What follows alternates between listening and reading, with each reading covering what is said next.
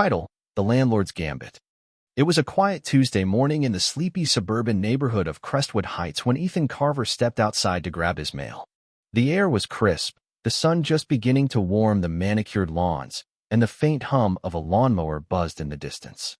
Ethan, a real estate investor in his mid-30s with a sharp mind and a penchant for turning fixer-uppers into gold mines, had lived in this house for just over a month.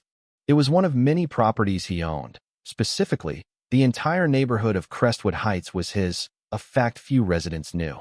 He'd bought the whole development years ago, intending to renovate and either sell or rent out the homes. For now, he was crashing in one of the houses while overseeing some minor upgrades. As he approached his mailbox, an unremarkable metal box he hadn't given much thought to, something caught his eye. Taped to his front door was a bright red notice, its edges fluttering slightly in the breeze. He frowned, crossing the lawn to get a closer look. The word violation screamed across the top in bold, aggressive letters, followed by a list of absurd accusations: unapproved exterior paint color, unauthorized mailbox design, occupying residence without HOA approval. Ethan stared at the paper, his brow furrowing. Was this some kind of joke? He bought this house outright, paid cash, and hadn't even finished unpacking. More importantly, he owned every square inch of Crestwood Heights, every house, every driveway, every blade of grass. Who the hell was telling him he couldn't live here? Before he could fully process the absurdity, a sharp click-click-click of heels on pavement snapped him out of his thoughts.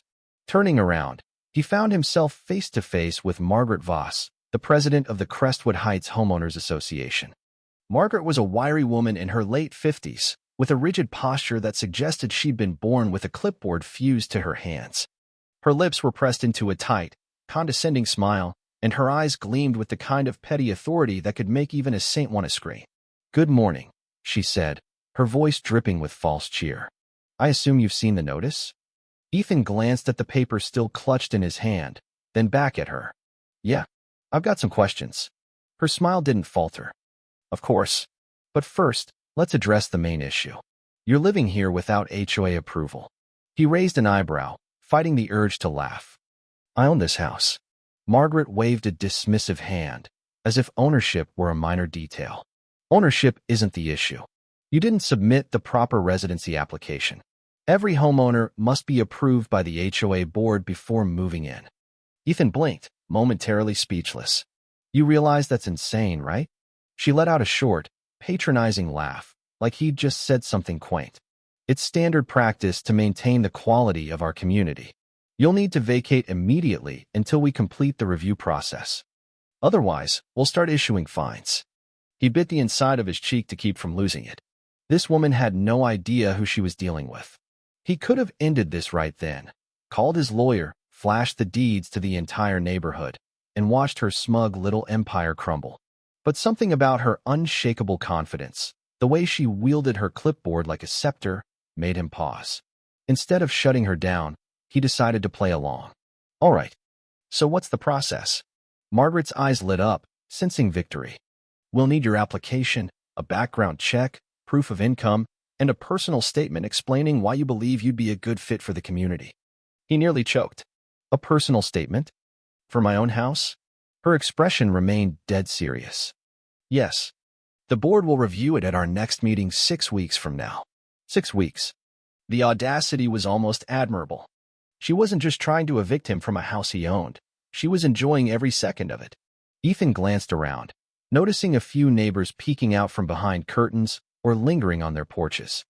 Some looked sympathetic, others seemed relieved it wasn't them on Margaret's hit list. 6 weeks is a long time," he said, folding his arms. "What am I supposed to do until then?"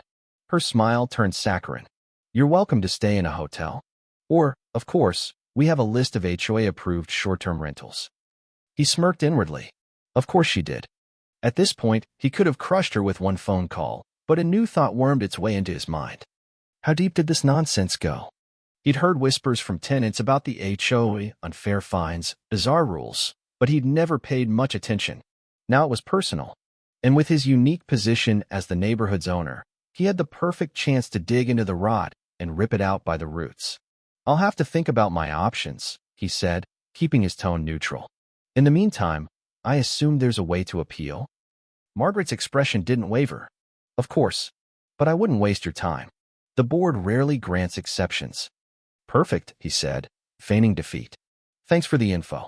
As she turned to leave, heels clicking triumphantly, he couldn't resist one last jab. Oh, one more thing. Just out of curiosity, who owns the HOA offices? She froze mid-step, frowning. That's irrelevant. The HOA board controls all decisions regarding community properties. Ethan grinned. Good to know. She walked off, clearly thinking she'd won. Little did she know, she'd just handed him the match to burn her whole operation to the ground. The moment Margaret disappeared around the corner, Ethan knew he couldn't let this slide. Her confidence wasn't a fluke, it was a symptom.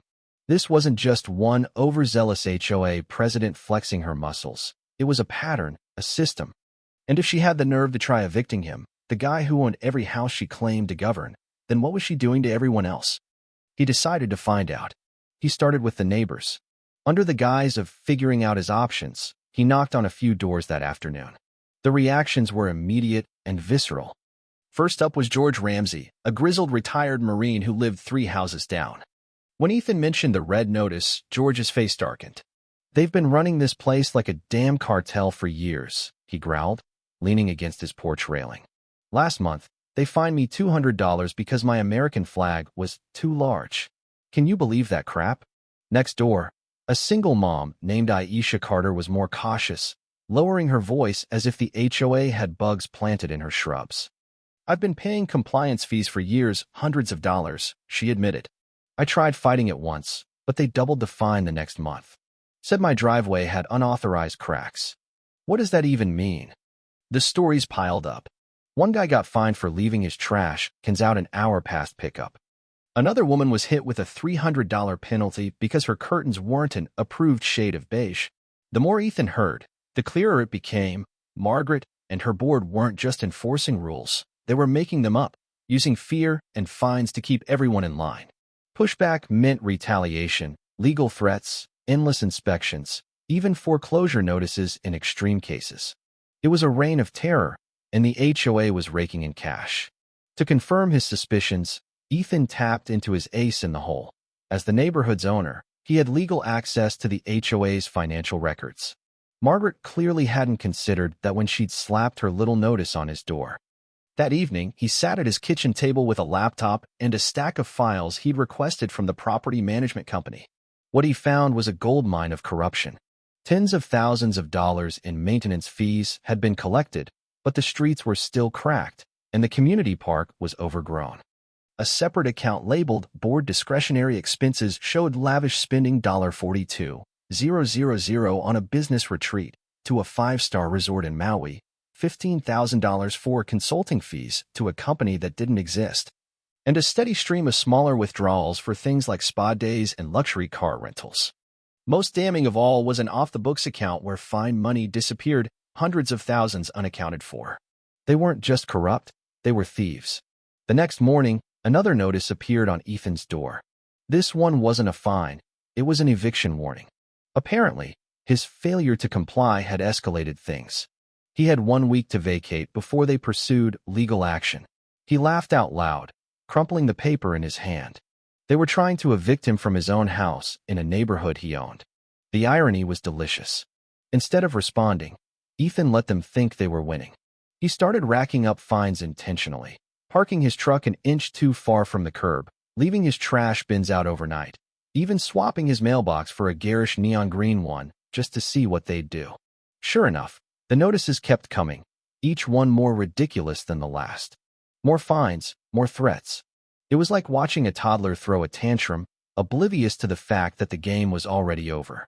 Then came the announcement, an emergency HOA meeting to address ongoing threats to community harmony. Translation, they were planning to make an example of him. Ethan grinned. This was his chance. The meeting was held in the HOA office, a squat, beige building that looked more like a bunker than a community hub. Ethan arrived early, taking a seat near the back as homeowners trickled in. Most looked exhausted, their shoulders slumped from years of HOA nonsense. Margaret and her board sat at the front, radiating smug authority. She wore a navy blazer that screamed, "I'm in charge," gripping her clipboard like a shield. As you all know, Margaret began, her voice thick with fake concern, we've had an unfortunate situation with a homeowner who refuses to follow our standards. To preserve the integrity of Crestwood Heights, the board has unanimously decided to pursue legal action to remove the resident in question. All eyes turned to Ethan. He leaned back in his chair, giving her a slow, deliberate smile. Do you have anything to say for yourself? She asked, clearly expecting him to grovel. He stood, stretching casually. Yeah, I've got a question. How exactly do you plan to evict me from a house I own? Margaret scoffed. Ownership doesn't exempt you from community guidelines. If you fail to comply, we have the right to reclaim the property. He nodded slowly. Got it. And what happens to the house after you reclaim it? She didn't hesitate. The HOA will manage it appropriately. You mean sell it? Auction it? Take a cut of the proceeds. Her lips thinned. That's standard HOA procedure. Right? Ethan said, smirking. And where does the money from these fines go? She stiffened. Into the HOA maintenance fund, of course. He pulled a stack of papers from his bag, flipping to the juicy bits. That's weird. Because according to these financial records, which I legally have access to, by the way, there's a significant amount of money that isn't going to maintenance.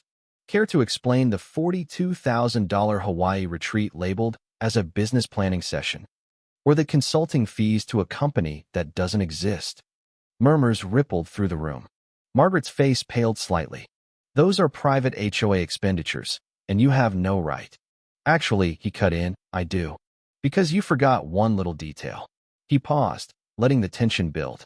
I own this neighborhood. Silence. Margaret's mouth opened and closed like a stranded fish. One board member choked on his water. A few homeowners whispered, wait, what? Ethan held up the deeds. That's right. Every house in Crestwood Heights, including yours, is mine. Which means you all answer to me. Margaret stammered. That's not how it works. Oh, but it is, he said, grinning. And since I own the properties, I can review all HOA financials, override board decisions, and, oh yeah, dissolve the HOA entirely. The room erupted. Some cheered, others gasped. Margaret looked like she might faint. Ethan let the chaos settle before adding, and that eviction attempt? That's fraud. My lawyer's dying to chat about it. Margaret stumbled back, gripping the table. The other board members edged toward the exit. Now, Ethan said, stepping forward, let's talk about some changes around here. Margaret tried to rally, insisting the HOA operated independently, but Ethan shut her down with facts, state laws she'd violated, forged signatures, illegal fines. He fired her on the spot, dissolved the board, and promised the homeowners a clean slate. Refunded fines, repealed rules, and a new resident-run committee. Margaret stormed out, vowing revenge, but Ethan knew she was finished. Over the next weeks, he unraveled the full extent of the corruption. Missing funds, fake maintenance fees, personal bonuses. Lawsuits followed, hitting Margaret and her cronies hard. Their assets were frozen, and stolen money was returned to the residents. Ethan refunded every fine, repealed every absurd rule, and watched the neighborhood come alive. Grills appeared in yards, flags flew high, and property values soared. Margaret's final humiliation came when Ethan evicted her from her own house for abusing HOA power. She left in a huff, her reign of terror over.